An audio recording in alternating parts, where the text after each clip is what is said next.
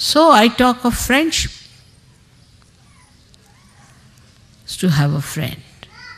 If we have worries, we always tell to our friends, but not to persons of acquaintance. If we have problems, we'll never tell it to somebody whom we just know, by the way, but to our friends.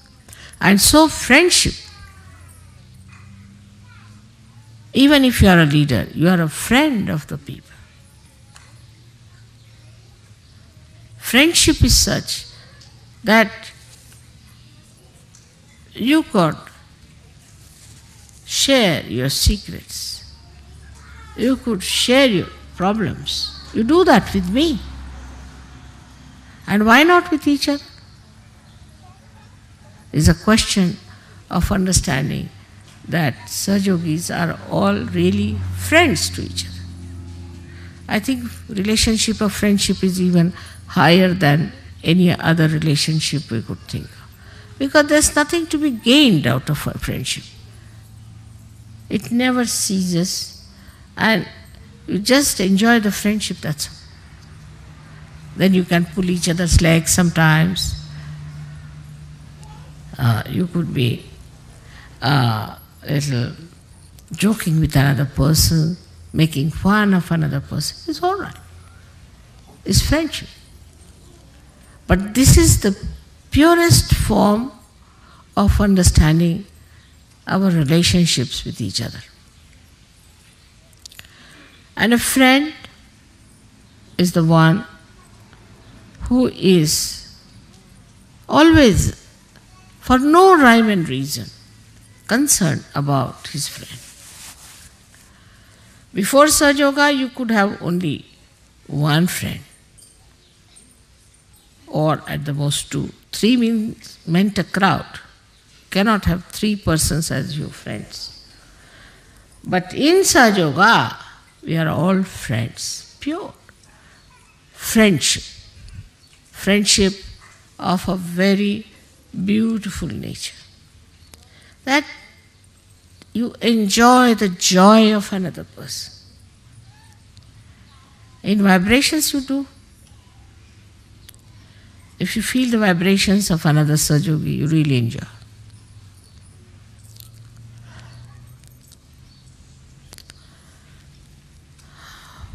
I have seen this kind of friendship when we were young, because that time people were more open-hearted. As my father had his friends,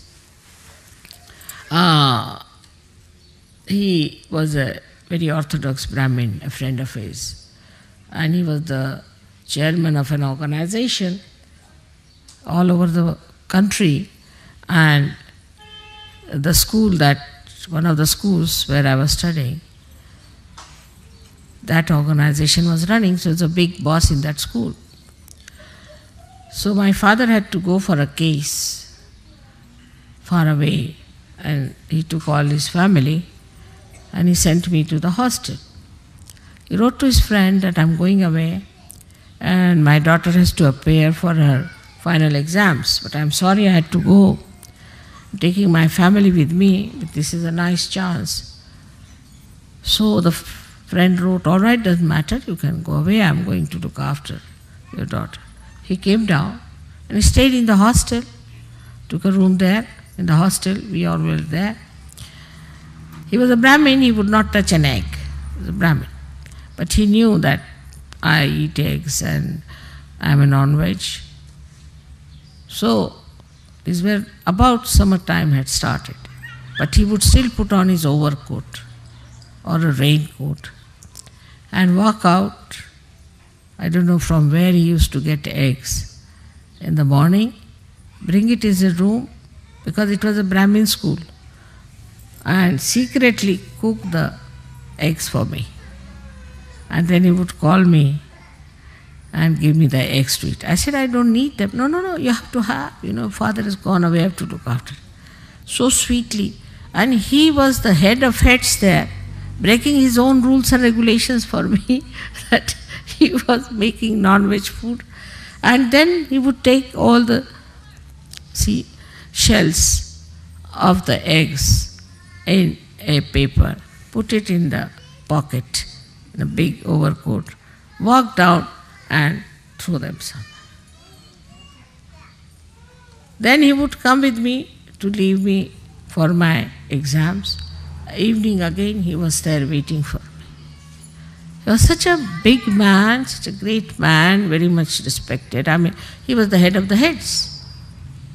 In friendship, one can really enjoy.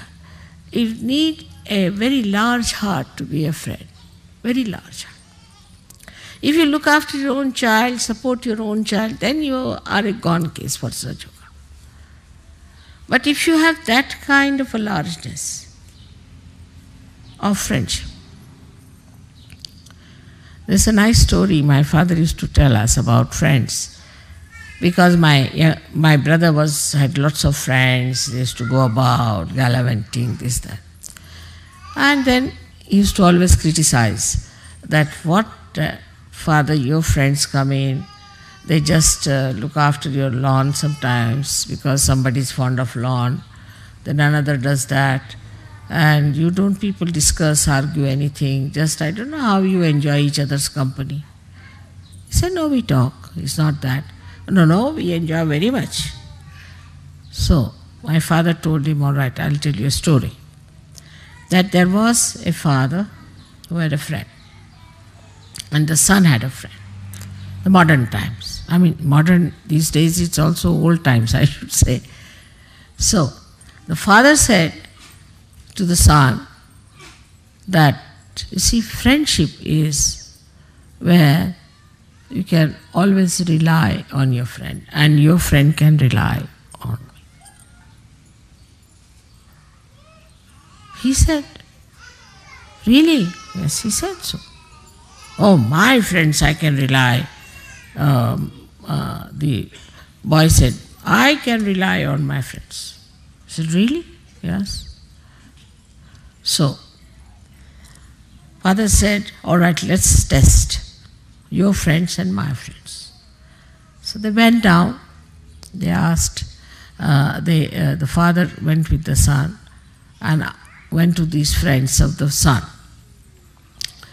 And the son thought, he told the son that you have to say that I have murdered someone and help me. He said, all right. So, they went to one friend. That friend said, you murdered? Baba, you get out. He closed the door. Another one they went to, he closed the door. Third one he said, no, don't say that you have come to my house. I have nothing to do with you. All his 20 friends said no. He said, all right, now let me go to one friend of mine. They went there. So they knocked at the door, door would not open. Then he shouted, I am here. So the boy started saying, look at this, your friend is not even coming. He said, no, just wait and see. So about 10 minutes later, the friend came and opened the door, took him inside. What's the matter? He said, I have murdered somebody. The father said, and so we have come to you for help. I knew something must be there. Because why will you come at this hour? So I was collecting all the ornaments of my wife. I mean, if you need money, I better give you the ornaments. So that's why I was late. But he said, if you have murdered, it doesn't matter. Now you've got children, I don't have. So you better tell them I have murdered. Tell me how the murder took place. I'll take the murder upon myself. And the son was surprised. He said, no, take this. Then the father said, see now, this is my friend. You had 20 friends and I had only one friend. This is his friendship. And this kind of a friendship we Sahaja Yogi should have. I mean, with a friend you cannot be tense. Cannot be. That is first sign. And with your friend sitting there, you won't doze off and you won't sleep. But you enjoy. Once I was traveling by train and we had 2 compartments. So in one compartment, myself and one old lady were there. I mean, I was older than her, but she thought she was older. And she was trying to sleep. And in the other compartment were two friends they had met. So they were enjoying. He was hitting him, he was hitting him. He said, "Hey, you," and like that going on. And this lady said, "Look at these people, they are not allowing us to sleep." So she went and shouted at them, "Will you stop this nonsense? What is going on?" He said, "We have met after a long time, you see, so we are enjoying." He said, "This is not the way. Why are you hitting each other if you are enjoying? And don't talk loudly." She went away. Then I went and said, "Now you shout. I am here. Don't say anything. I'll lock the door. This lady won't come." They were surprised. I said, "I'm enjoying the way you are enjoying each other." They said, "You don't want to sleep?" "No, no." I said, "I want to hear what you say to each other." And they were surprised how I was enjoying the way they were hitting each other and enjoying each other. So this is how I have to tell you that we have to be friends. We have to share, enjoy sharing. There's no seriousness about it. How can you be serious with your friend when you just relaxed, enjoying each other's company? Even if you have to argue, doesn't matter. Even if you have a different view, it's all right. But you should not try to impose yourself on your friend, nor your friend should try to impose, but try to understand each other. That's how we are going to learn such a lot. You have to learn such a lot from each other. For example, I learned so much from French, you will be surprised. I learned a lot of things from French, the way they have their art, their ideas of art, their music, their culture. Lots of things to be learned. So you have friends in India, you have friends everywhere, you have friends now in South America. Everywhere you have friends. You just go with my badge, finished. Oh, they'll all jump for you, they'll do anything for you. So this friendship, just think of it in this world. We have thousands and thousands of friends everywhere we go. And this is what we have to know within ourselves, that we have to be ourselves very, very friendly time. Very friendly. There's an openness between one friend and another friend. There's no closeness, there's no tension, there's no formality and reliance. So much so that you can talk to them about what you want, what is your need, and what problems you have. I hope you understand that love means complete freedom to yourself and to others. If you love someone, then there is complete freedom and understanding. But this love has to be very, very pure, complete understanding. You have to feel that friendship. And you will feel very proud that you have so many friends, real friends. You have so many friends who are real friends. You will be so very